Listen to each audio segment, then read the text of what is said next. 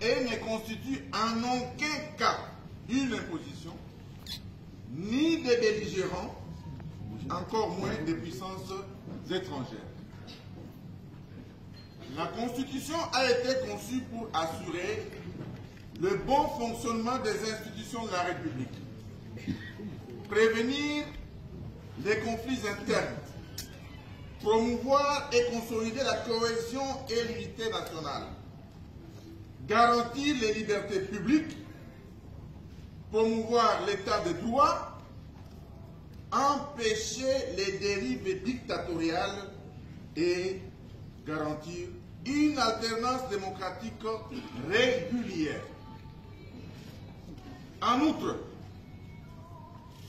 il n'y a rien de plus faux que l'affirmation de M. Félix Tshilombo déclarant à Lubumbashi que l'article 217 serait responsable de l'occupation de nos terres par des étrangers. En réalité, là, il confond la notion de souveraineté avec la notion de cession de terre.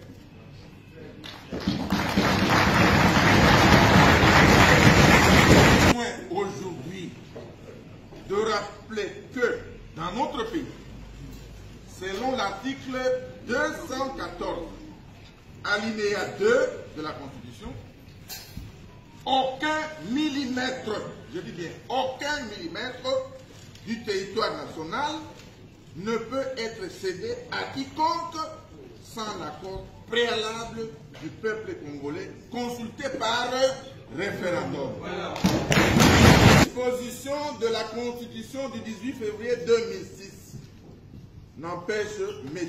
Tshisekedi Tshilombo d'améliorer les conditions sociales du peuple congolais.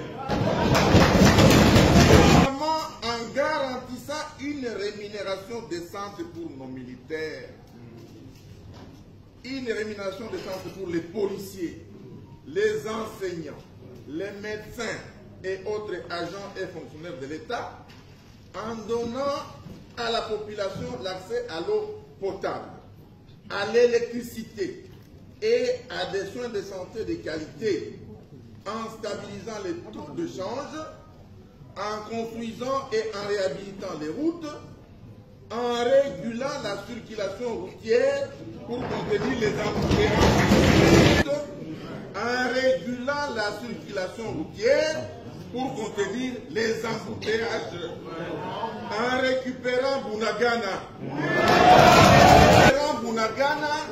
et la centaine d'autres localités occupées par le M23, en mettant fin à la guerre à l'Est, ainsi qu'à l'insécurité généralisée dans le pays. Nous sommes tous témoins de ce que la souffrance du peuple congolais a atteint des niveaux tragiques et insupportables. La corruption et le détournement des deniers publics sont devenus des pratiques institutionnalisées.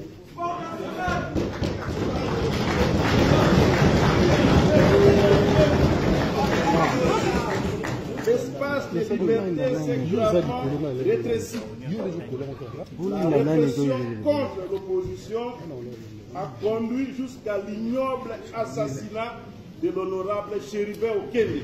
Les droits humains, le tribalisme, le népotisme, les arrestations arbitraires et détentions illégales des opposants, notamment à l'heure actuelle, Seth Kikouni, Jean-Marc Kaboun, Mike Moukebaï et bien d'autres, les arrestations arbitraires et détentions illégales également des journalistes et des défenseurs des droits humains sont désormais des faits quotidiens dans ces pays.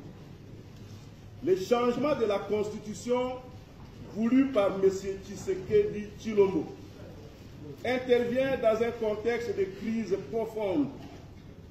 La RDC, notre pays, est confronté sur son intégrité territoriale à une grave menace alimentée par l'ingérence directe du Rwanda et de l'Ouganda et la résurgence du M23. À cela s'ajoutent les violences des ADF à Beni et Irumu, de Kodeko et Zaïre, qui sont des groupes armés en Ituri, la présence de troupes burundaises au sud Kivu, les massacres perpétrés par les Mobondo dans les territoires de Kwamut, de Bagata, de Kenge,